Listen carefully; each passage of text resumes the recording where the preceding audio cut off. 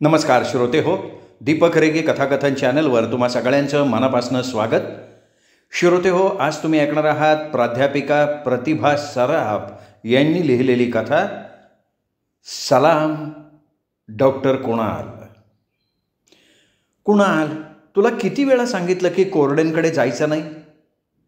राधिकाचा आवाज चढला होता. कुणाल, तुझ्याशी बोलतीये मी. कुणाल, तुला ऐकू येत नाही का रे? असं म्हणत राधिकानं आपला हात उगारला. तो हात वरच्यावर धरत कुणाल स्टुलावरनं उठला आणि खोली बाहेर पाडला. हताशपणे त्याच्याकडे बघत राधिका तिथेच फतकल मांडून बसली. रामकृष्ण कोरडे, राधिका आणि कुणाल यांचे शेजारी, वय 60-65च्या आसपास. दोन्ही पायांना कोणता तरी किळसवाणा चर्मरोग झालेला. गुडघ्यापासून घोट्यापर्यंत दोन्ही पाय सडल्यासारखे दिसायचे. जमिनीवर सरपटत चालायचे ते. तसेच चाळीतल्या संडासापर्यंत सरपटत जायचे. सडलेल्या पायावर माशा बसत त्या माशा उडवण्याइतकीही शक्ती त्यांच्याकडे नव्हती. बायको 4-5 वर्षांपूर्वी वारलेली आणि एकुलत्या एका मुलीचं लग्न होऊन ती आपल्या सासरी गेलेली. चाळीतच राहणारी दूरच्या नात्यातली एक बाई दिवसातून 2 वेळा जेवण आणून द्यायची. खालच्या टपरीतला माणूस 2 वेळा चहा आणून द्यायचा. त्यांच्या मुलीची परिस्थिती बेताची. तिच्या घरात 10 माणसं, तिची स्वतःची 2 लहान लेकरं. तिलाही बापासाठी फार काही करता येण्यासारखं नव्हतं. 5-6 महिने कुणाल येता जाता त्यांच्या जखमांना डेटॉलनं धुवून स्वच्छ करून मलम लावून द्यायचा. त्यांना मिळणारी पेन्शन बँकेतनं आणून द्यायचा. कोरडेंकडे शेजार पाजारचे नातेवाईक कोणी ढुंकूनही पाहायचं नाही. इतकंच काय तर कोरडे बाजूनं जाताना शी किंवा तत्सम उच्चार करायचे. अशा परिस्थितीत कुणाल अगदी चाळीखालच्या डॉक्टरांना घरी आणून त्यांना तपासून त्यांनी लिहून दिलेली औषधं आणून वेळच्या वेळी खाऊ घालायचा. त्याच्या या वृत्तीमुळे शाळेतली मुलं त्याच्याशी बोलायची बंद झाली. त्याला चाळीतली मुलं खेळायला सोबत घेईनाशी झाली. कुणालला दुसरं भावंड नव्हतं. त्याची आई राधिका 4 घरी धुणं भांड्याची कामं करायची.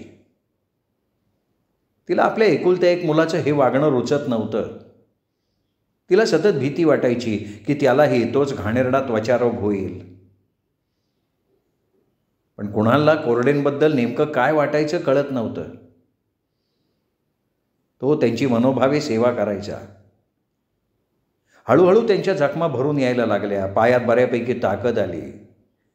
स्वतःच्या पायानं चालत ते चाळीच्या संडासापर्यंत, इतकंच काय खाली डॉक्टरांच्या दवाखान्यापर्यंत जायला लागले.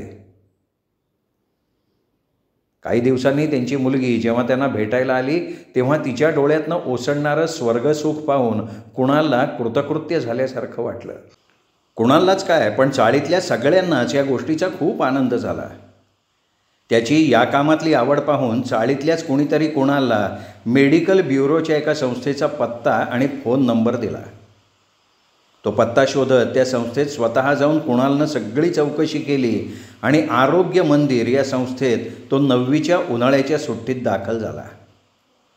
इथे रुग्णाला कसं सांभाळायचं, त्यांना कशी औषधं द्यायची, कोणत्या प्रकारच्या रुग्णाला कशी सेवा द्यायची, इतकंच काय तर रुग्ण घरी आहे का हॉस्पिटलमध्ये त्याप्रमाणे कोणत्या कोणत्या प्रकारची कामं करायची याचं प्रशिक्षण दिलं गेलं.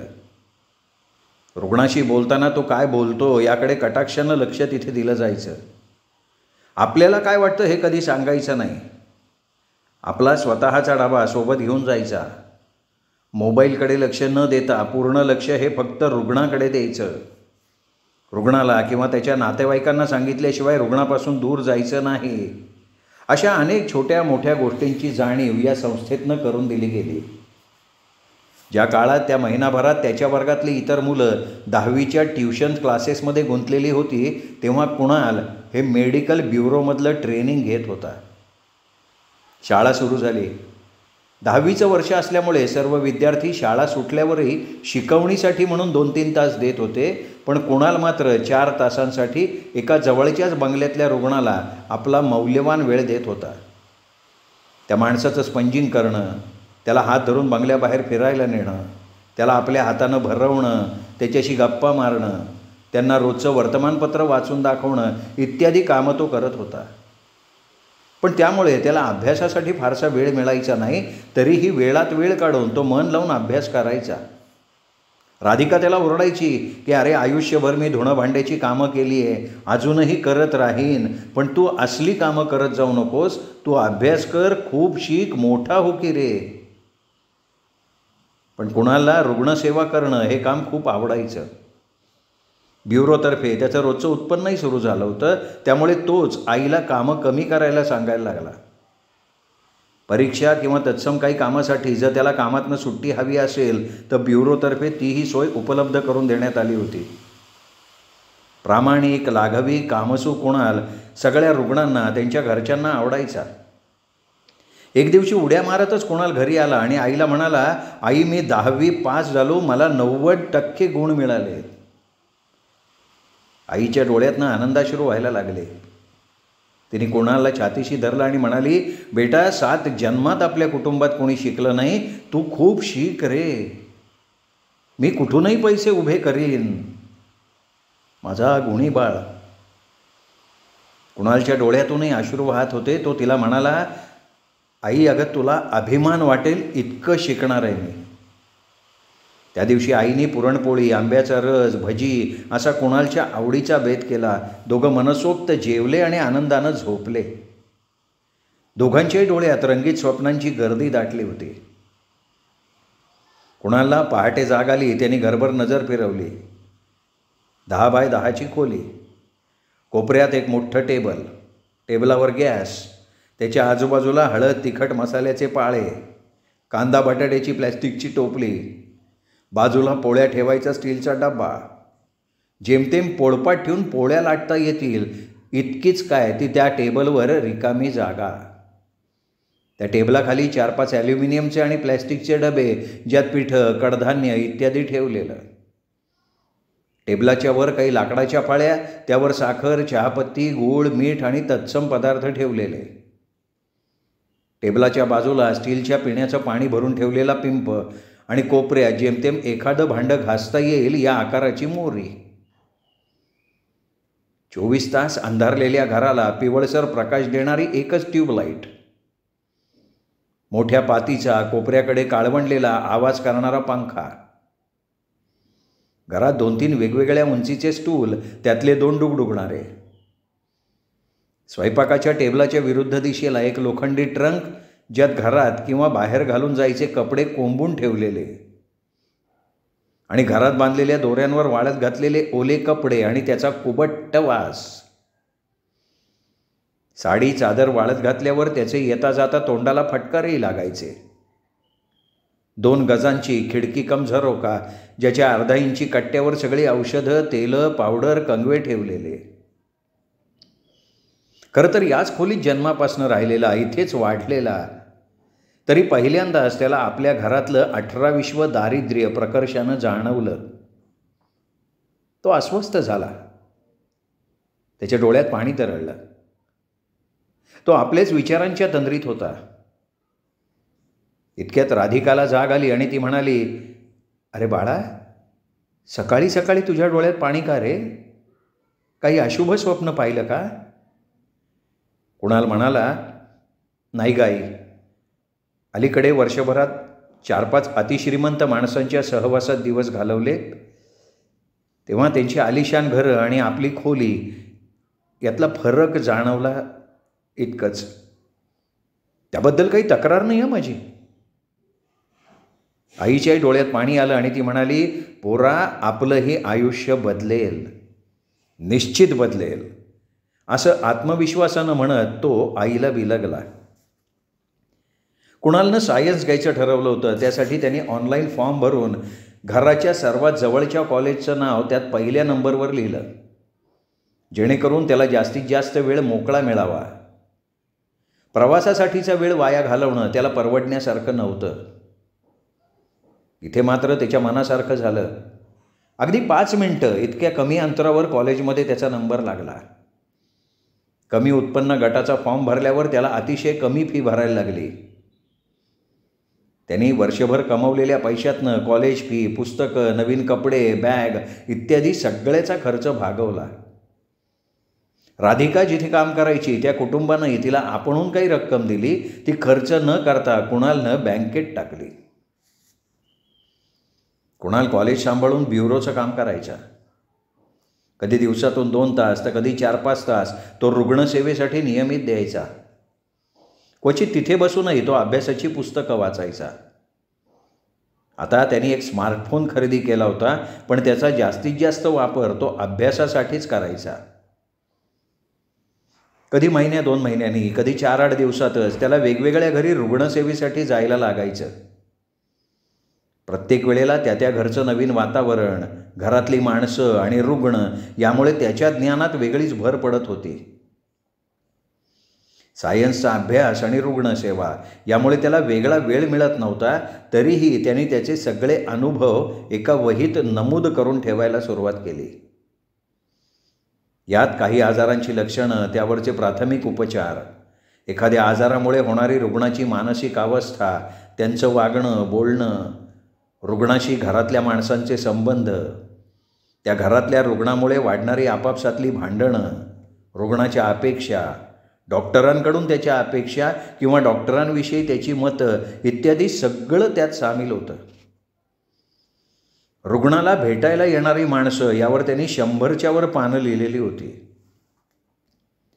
रुग्णाला भेटायला येणारे लोक किती वेगवेगळे सल्ले देतात.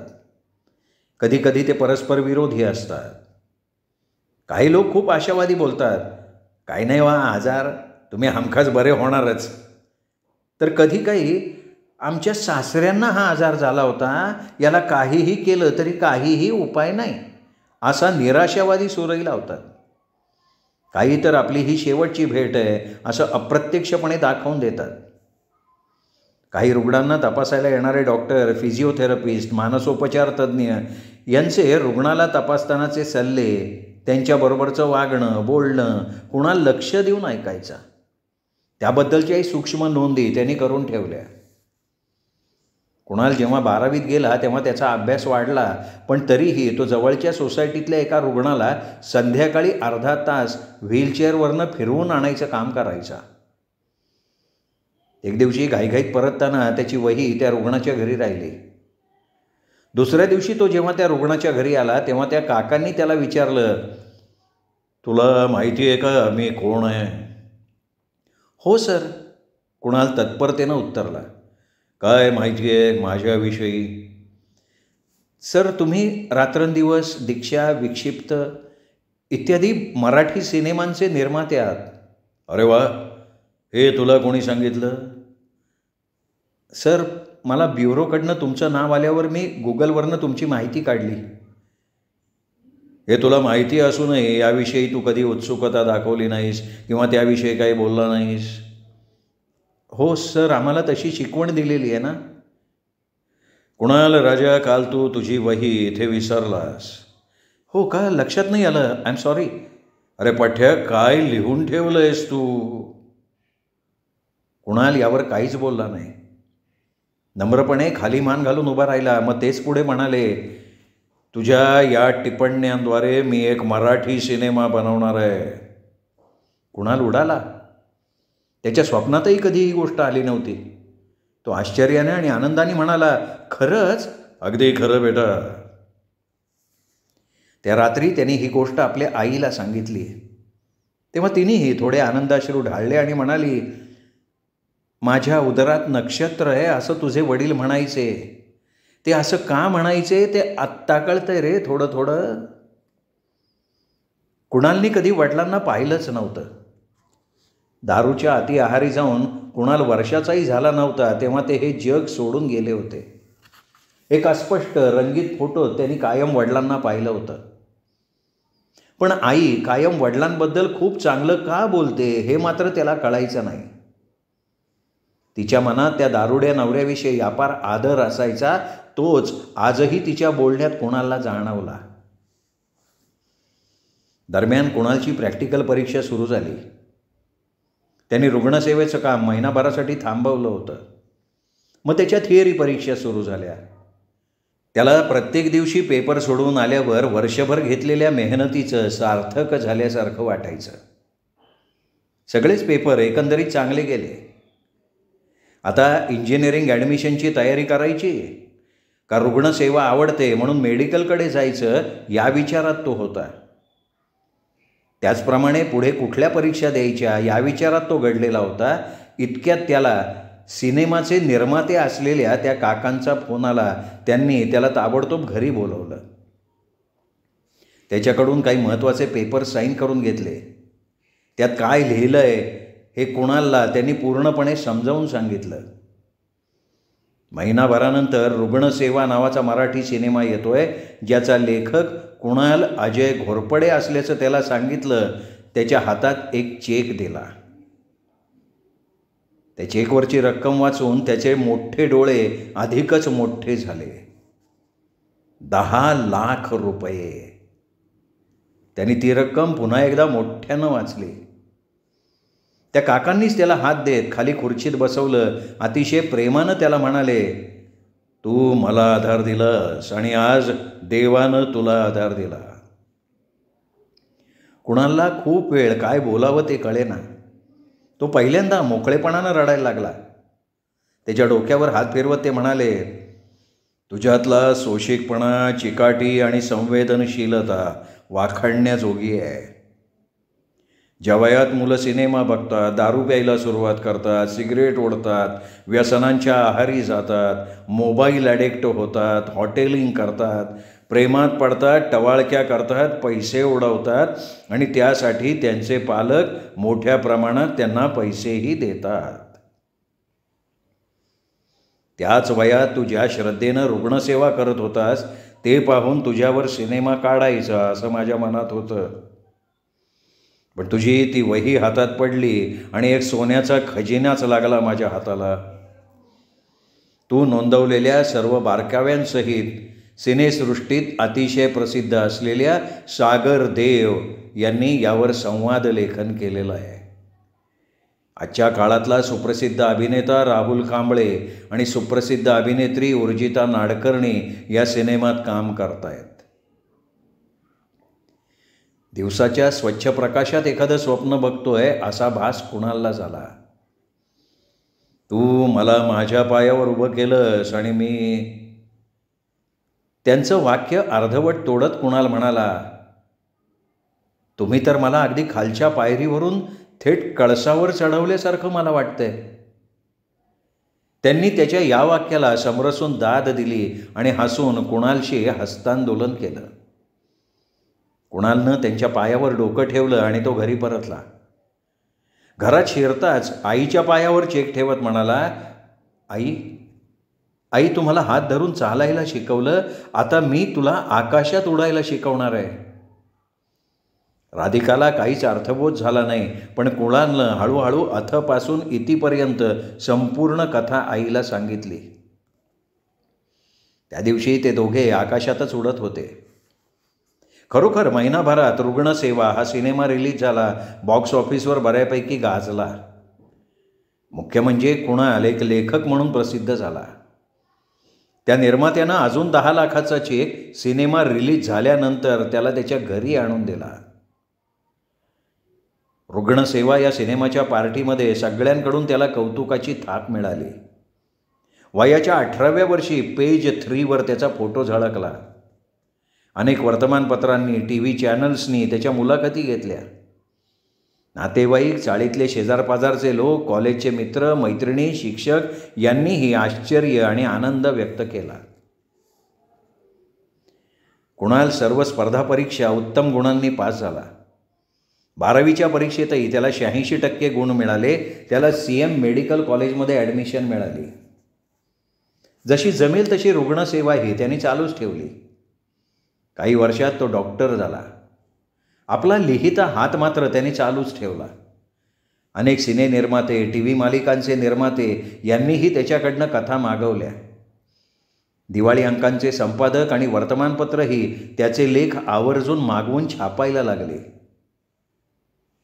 यशाची एक एक पायरी चढत तो जेव्हा डॉक्टर झाला तेव्हा ज्या दिवशी डॉक्टरकीची पदवी त्याच्या हाती मिळाली त्याच दिवशी संध्याकाळी कुणालच्या आत्तापर्यंतच्या आयुष्यावरचा सिनेमासुद्धा रिलीज झाला, ज्या चित्रपटाचं नाव सलाम डॉक्टर कुणाल. या सिनेमाच्या जाहिरातीत विवेकानंदांचं एक वचन लिहिलं होतं, जीवनात चांगल्या लोकांचा शोध घेऊ नका, स्वतः आदर्श बना. कदाचित कुण्या माणसाचा शोध त्यामुळे पूर्ण होईल. हेरंब सोसायटीत 2 बेडरूम फ्लॅटच्या राधिका नावाच्या दारावरच्या पाटीसमोर उभ्या असल्याचा आईबरोबरचा त्याचा फोटो एका आघाडीच्या वर्तमानपत्राच्या पहिल्याच पानावर दुसऱ्या दिवशी दिमाखात झळकला. चांगल्या गोष्टी घडत नसतात तर त्या अतिशय मेहनतीनं घडवाव्या लागतात, या वाक्याची सत्यता सलाम डॉक्टर कुणाल या सिनेमानं सिद्ध झाली होती. कोणत्याही वयातल्या माणसानं यातून धडा घेतला तर त्याचंही आयुष्य नक्कीच बदलणार होतं. कोणाचं आयुष्य कोणत्या वळणावरून कोणत्या दिशेकडे त्याला घेऊन जाईल हे सांगता येणं खरंच शक्य आहे का? हाच विचार त्या दिवशी या मायलेकरांच्या फोटोकडे बघताना प्रत्येकाच्या मनात होता. श्रोते हो, तुम्ही ऐकत होतात कथा जी लिहिली होती प्राध्यापिका प्रतिभा सराफ यांनी आणि कथेचं नाव होतं सलाम डॉक्टर कुणाल. ही बोधकथा, मोटिवेशनल स्टोरी तुम्हाला कशी वाटली हे कमेंट करून जरूर कळवा. ही मोटिवेशनल स्टोरी आपल्या कथाप्रेमी मित्रपरिवारात नातेवाईकात शेअर करा आणि सगळ्यांना हे चॅनल दीपक रेगे कथाकथन चॅनल सबस्क्राईब करायची विनंती मात्र जरूर करा. एवढीच विनंती करतो आणि थांबतो. भेटूयात दीपक रेगे कथाकथन चॅनलवर वारंवार. तोपर्यंत नमस्कार.